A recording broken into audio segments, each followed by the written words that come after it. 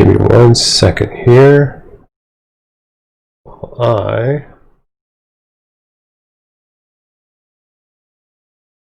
try to get this here. All right, just finishing up some stuff here.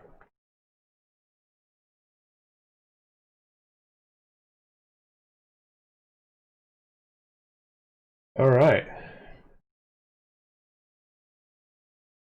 All right, folks, it's a big day today, man. We got a new release of the ArcGIS API for JavaScript, right? So the latest release is 4.16.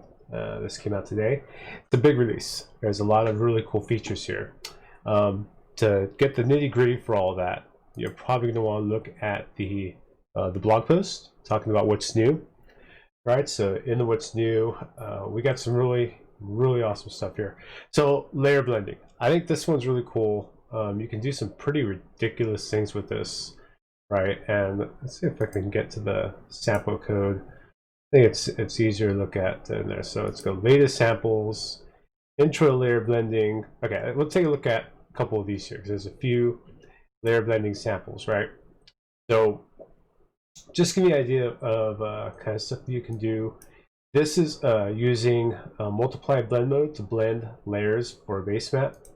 And if we look at what the code for something like this looks like, right? You take your multiple layers and you apply a blend mode property to it now. And this blend mode property can be applied to your layers on the maps, and you get this layer blending automatically with it, right?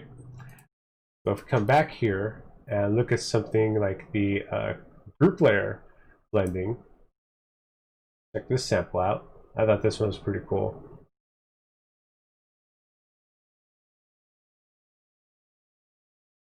So we take a whole group layer and you apply this.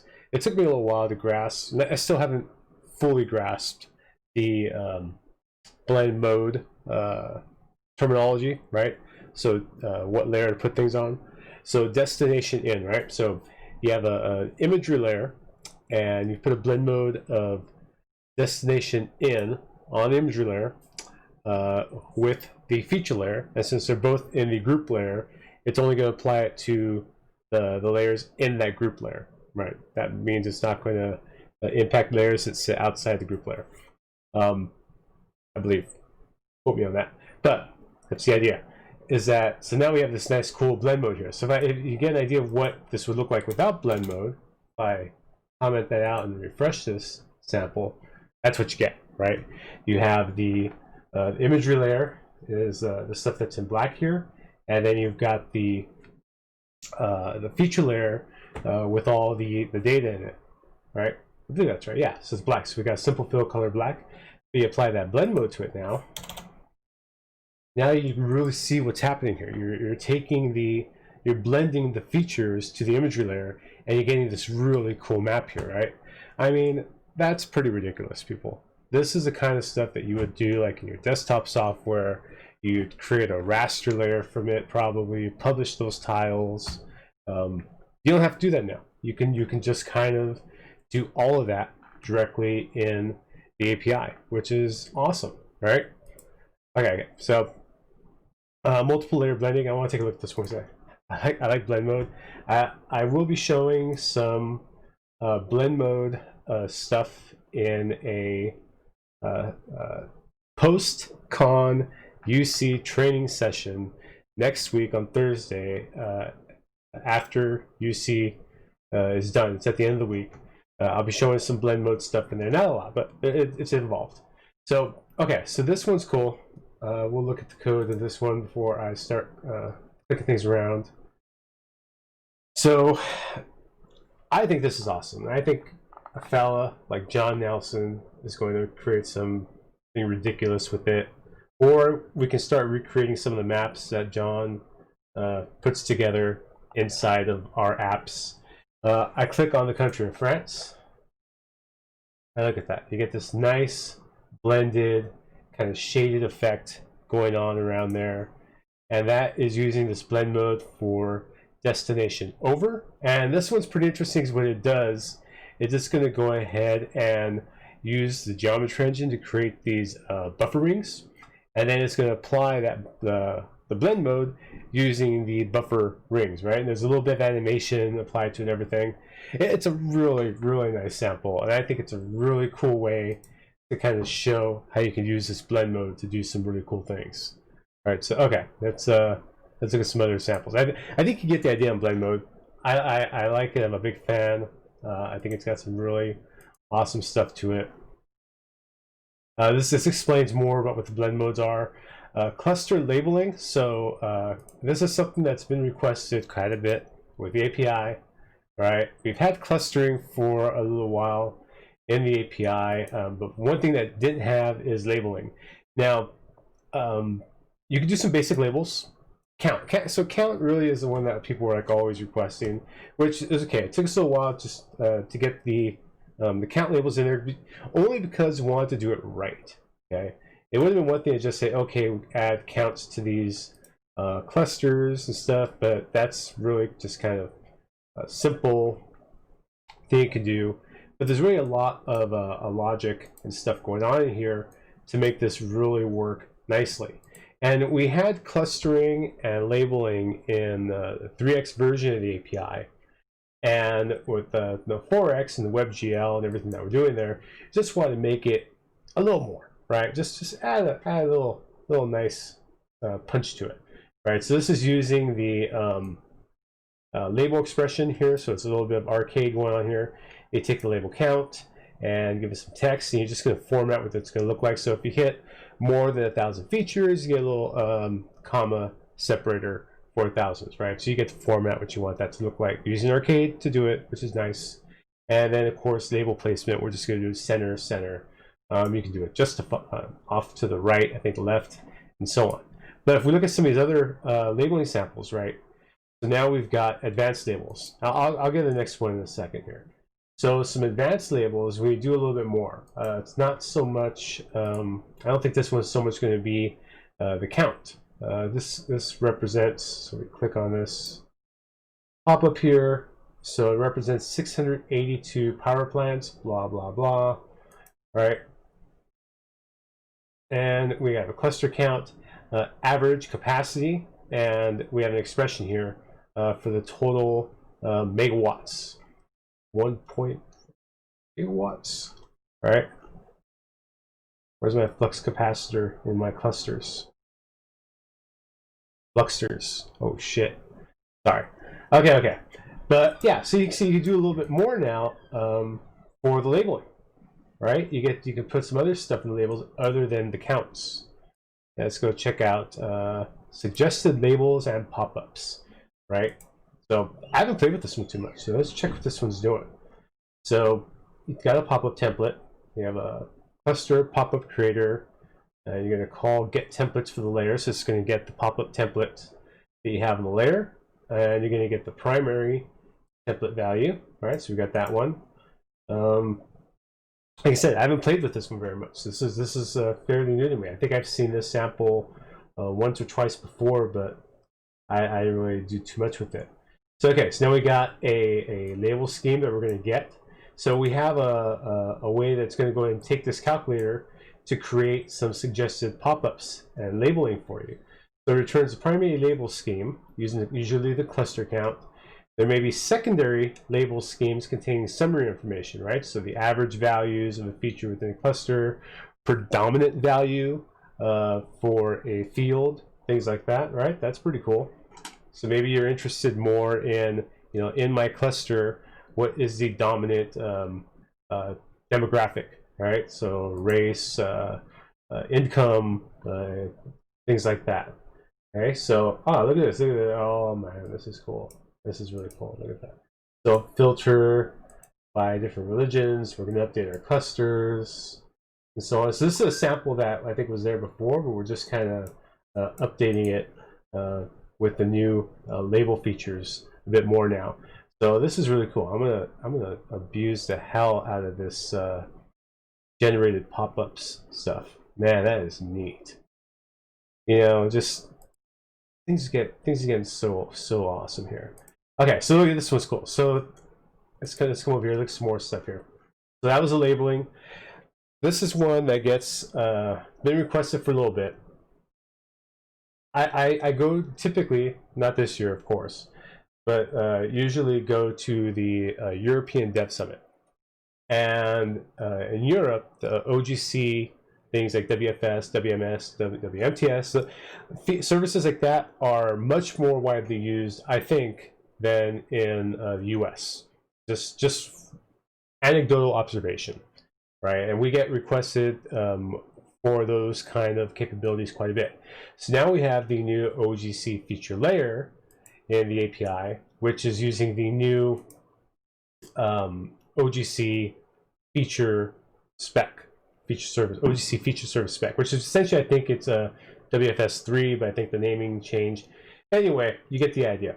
So we're going to have that new layer, and you've got that information here. So this is cool. Look at that. So the OGC feature layer, and it acts almost just like a regular feature layer, but just some other properties to it, right? So you have a collection ID, tell us what the object ID field is, provide the copyright, because if you're unaware, things like the attribution stuff like down here are usually pulled from the feature service, or any of the ArcGIS map services provide copyright attribution information that we can then populate in our maps and whatnot. Whenever you pull a non Esri service in, you should be providing your own copyright information of where what that should be. So just something to take note if you're working with one of these services like an OGC feature layer, or any other, like a web tile layer or something. Please provide your own attribution for the layer so that we can properly attribute it in our maps. So that's my lesson for the day. So okay, yeah, look at that. I can just go and click on it and display the feature data easily in the pop-up. I mean, man, that's cool. So I know it's going to make quite a few people happy alone, because we've gotten requests for this quite a bit. Oops, I got lost there for a second. All right, this one's really nice. All right, so the 3D features and the 3D team has done some really cool stuff here to make 3D much more of a really good tool to get a good representation of things like this, cityscapes and stuff. I think geodesign, looking at what scenes we look at. We got that with like the sketch layers, the building scene layers, and everything like that, which is really cool. This water reflections. I mean, look at that. There's a sample here for that work in here as well. I'm trying to, I don't know where it is. Oh, is it not labeled water? Let me see. Let's see if I can find it in here. Water. So okay, so this is the realistic water visualization. This sample is a previous sample. Oh yeah, it does show up. So previously, this just had the ripples and the waves, and it doesn't have quite the same impact as the image here. This is a really nice image. Yeah, it's the same link to the sample. Real visualization, realistic water. We don't have this screenshot the app was taken from in the demos. I think it was taken from an actual application someone's using. But you can see the reflections in the waters now. In the previous versions, we just had the ripple effect of the water, and this is something that you can actually control the wind direction for these ripples, which is awesome. And now you actually have the reflections in the water, which is really cool. I mean, this is really hardcore stuff. I could go ahead and take a look at this code and try to think what's happening. I couldn't make heads or tail of it, I'm sure, but it is awesome. And there's not really much need to do to use it. So if you go to look at the code for this, and you're just going to load that web scene, you're going to load the feature layer for the water bodies, and it's being used in 3D. You just provide some elevation info for it. It's going to be an absolute height with the elevation. It's not a waterway floating in space or something, right?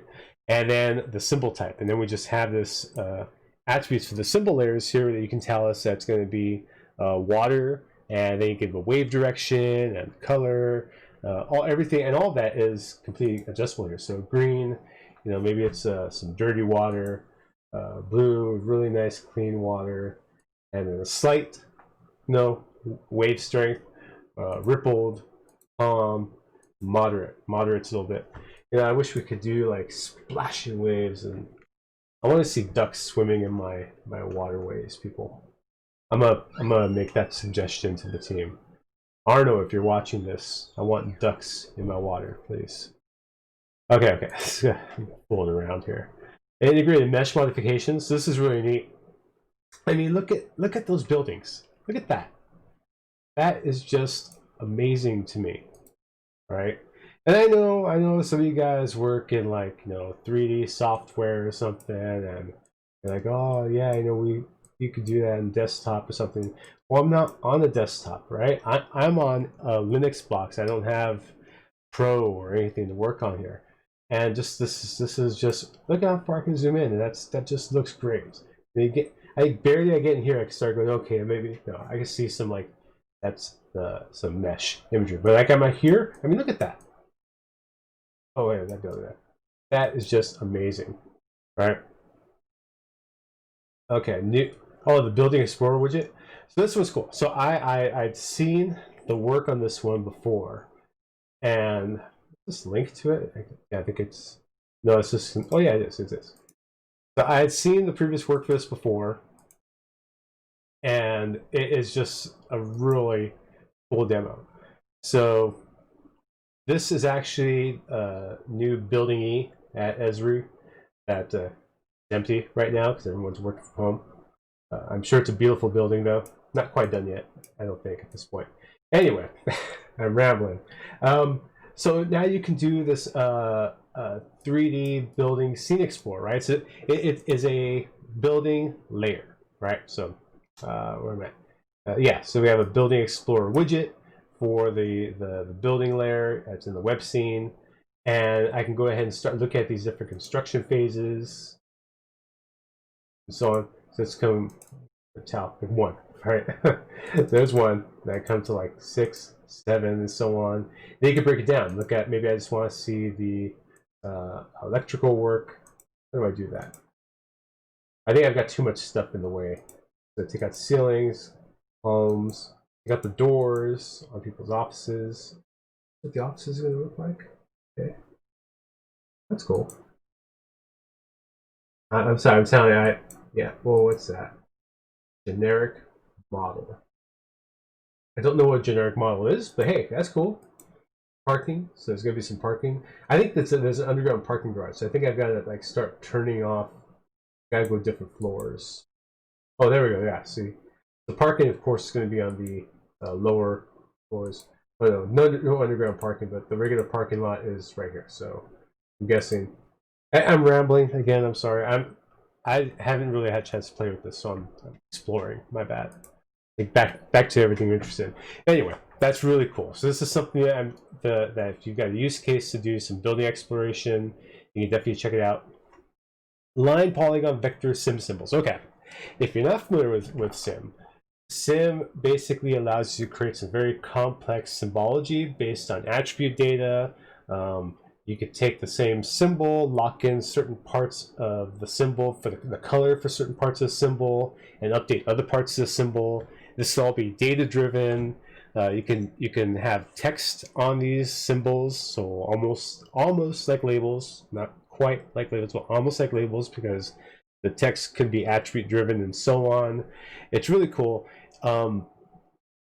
If I'm an old school ArcMap user from back in the day, if you remember creating like composite symbols in ArcMap, right, where you just kind of dump a bunch of symbols on top of each other and do all this really cool stuff, it's that idea, right? But I'm sure that the Pro does some really cool things with it, and that's where this sim came from. Pro was doing sim already, and we needed a way to bring it to the platform, so it just kind of got formalized in the spec, and now we can actually use it everywhere. And I mean, this is really cool. We got hiking trails with a hiker here. We got a trail map, sim square. I'm actually using this sim stuff in the training session as well. So we'll be talking a little bit about that in the visualization section for the training I'm doing at UC, PostCon, end of next week. It's already full. I'm sorry if you're interested. There's a wait list, but it's already a long wait list. But don't worry, guys. Once all that's done, we'll try and trickle out some of the information from that. Yeah, we'll get some out of it. But here's us. So I'll be honest with you. If you're writing sim by hand, it's a little wordy, right? We have web style symbols that are part of the API that you can use to just do some cool things. You pull a web style symbol and you get it. It's a nice vector symbol, so it's like you have to take a picture marker symbol, like the blog was saying. You take a picture marker symbol, and it scales kind of fuzzy, right? So these are vectors, they're going to scale very well. Or if you really want to get into it, you could do symbology on your own, right? So you have these dashed symbols in here. Can you guys hear my dog barking in the back? He's pretty pissed off. All right, and then we have the line dash ending, control point ending. There's all these options you can do. Now, it's like I said, it's very, very powerful. You can do some really cool stuff with it. And I've been playing with it quite a bit. I did the whole thing, sample where I've got like hospital beds. I manually am drawing the vector for, and I'm putting the number of patients and based on the data, or whether it's male or female or something. I can't remember exactly what it was doing. But anyway, yeah, you get the idea of what I'm talking about, right? This is really cool, awesome stuff. Once you get the hang of it and get used to it, just like anything else, right? I mean, once you learn what's doing, it is amazing and powerful, and something that you might want to take advantage of in your custom apps, right? Or just, like I said, use the map viewer, add some cool symbols. I think that's coming down the line. I don't know if it's there yet, but yeah, that's all going to be pretty awesome. So the imagery layer got a lot of really cool updates this release. I don't use imagery layer a lot, so I don't fully appreciate all the updates that are done, but I've seen the work that went into it and the things you can do, and it is really, really cool. I've only ever worked with imagery data in desktop applications, never really with the API, but it's something that I think I really should dive into. So let's look at this particular demo here. And we have this imagery tile layer. So if we look at this here, so let's actually go to the sandbox and look at this instead of just the demo itself. All right, so, okay, so shaded relief parameters, right? I didn't update, okay, yeah. Sometimes I tweak, I mess with the code and I have to refresh this thing. So we have a multi-color ramp that we're going to create from JSON, right? So we take colors and the color ramp. And we have a raster shaded relief renderer. So we have a specific renderer for shaded relief on our rasters, which is really nice. Hill shade type, right? So once you define the azimuth and the altitude, everything's going to be working at a Z factor. And yeah, this is all stuff I recognize from doing desktop stuff. And then you're going to go ahead and start adjusting those values based on this thing here. So a traditional renderer, multi-directional renderer, right? Exaggeration factor. Oh man, look at that. Come on, guys. That is ridiculous. Jeez. That's cool. The sun coming up, sun going down, sun coming up, sun going down. Yeah, the sun azimuth. Oh man.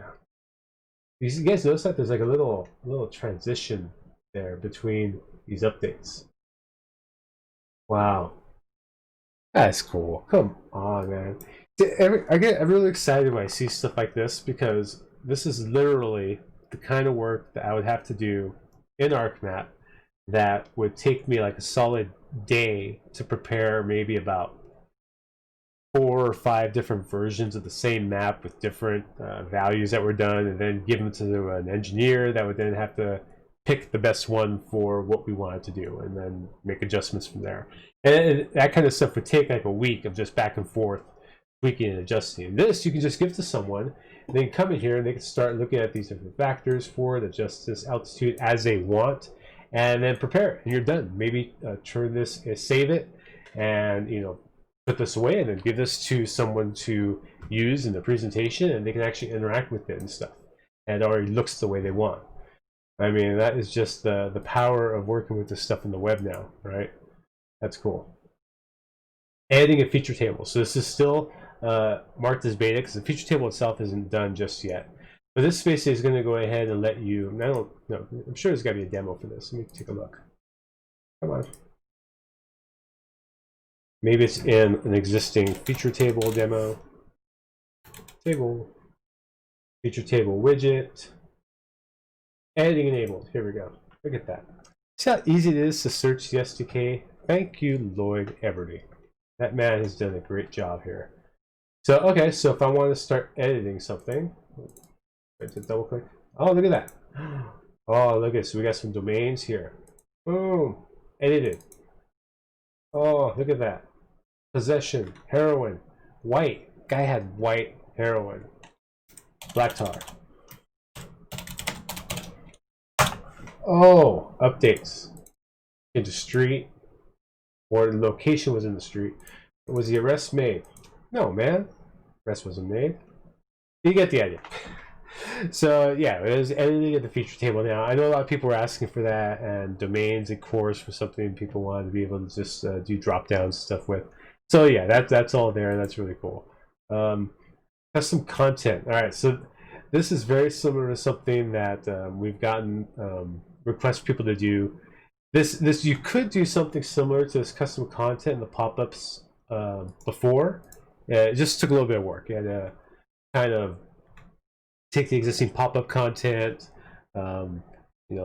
add stuff you wanted to it, load that existing pop-up content, or maybe copy it into a feature widget that you load into another custom element that you're going to pass into the pop-up content via like a function. That could be a promise. It could be done if you were willing to do the work. But now it's a little bit easier to do, right? So if you come over here and we look at the so let's see, where is the code for this? Custom content, right? So now you create some new custom content. You have a creator function, and you're just going to go and return the search widget. That's it. So that's what this creator function is going to return. So then you come over here. Where's this used? Let me. I got lost. What am I doing? Where's my custom content? Okay. Custom content. So let's search for where this is used.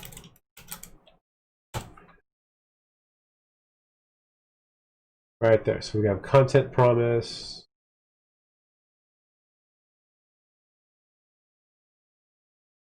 Content widget. All right.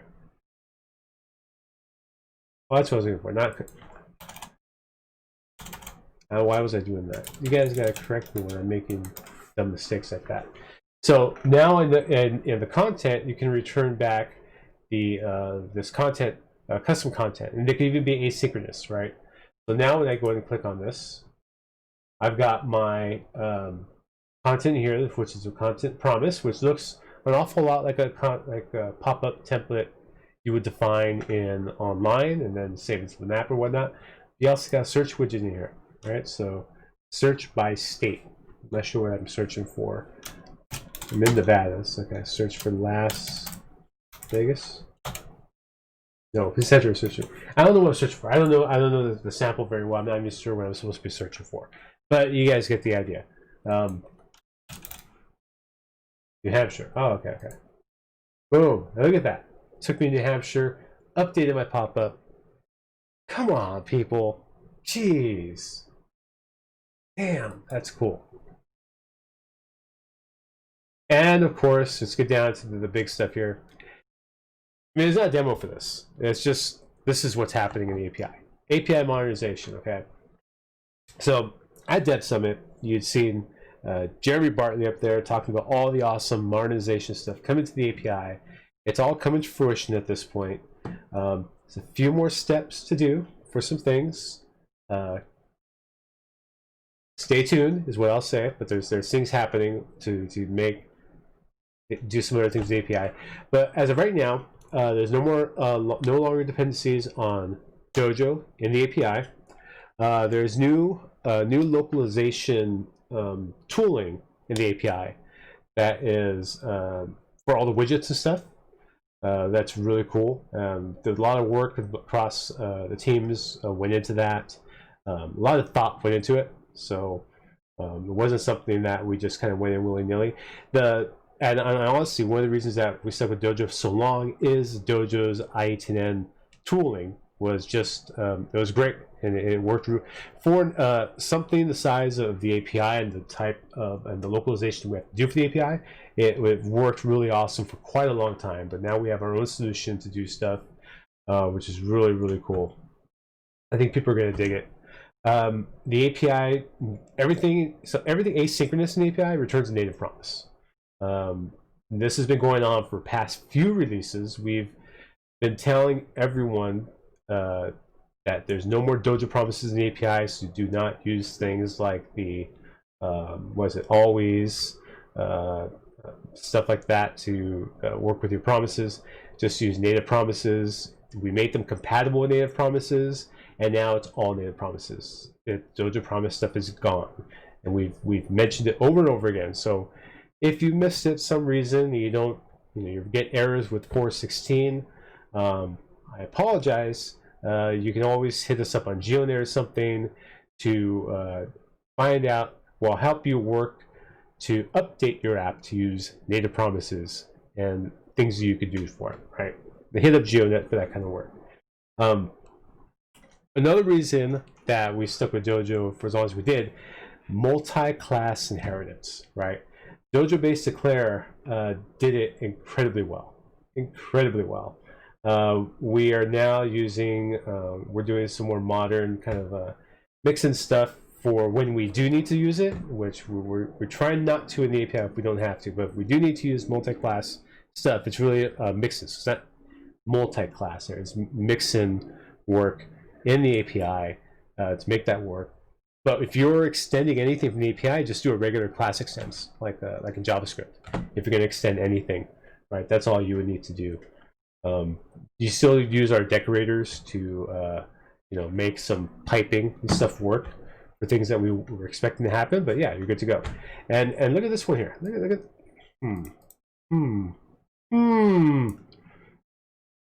I11 and Edge legacy have been deprecated, right? I don't know who's gonna come back and say, "Oh, but I need I11 support and stuff," and it a lot of stuff for the API still works in I11, right? I mean, it will work in a lot of cases. Not everything will, but go ahead and check this out. This stuff, 3D, for example, I think it might run if you can get it to. Somehow, even Edge Legacy and stuff, they just don't work well. You're pushing a lot of WebGL and stuff, and we need modern browsers for that. It's still supported, but it's discouraged, right? Because you're just not going to get the best out of the API as you would if you're using an evergreen browser. Okay, so it's really awesome, and there's a lot more features to it. Look at these. I've been after these markers on simple line symbols for quite a while. I'll say that. I have an issue on the API, like, oh, I want my arrows, man. And I got my arrows. Now I'm happy. I got my arrows on my lines, which is cool. I can do some pretty interesting things with that now. But yeah, so that's it. I mean, there's some other samples here. Like, there's a really cool performance sample for 3D scene. Let's check that out real quick. So it's going to show you some resources being used for 3D, right? And remember, this is 3D, so I better be at quality 100%. I am running on a ridiculous, like, a Ryzen machine here with tons of cores and memory, so I better have some 100% quality here. But look at that. Come on, guys. Total number of features, display count.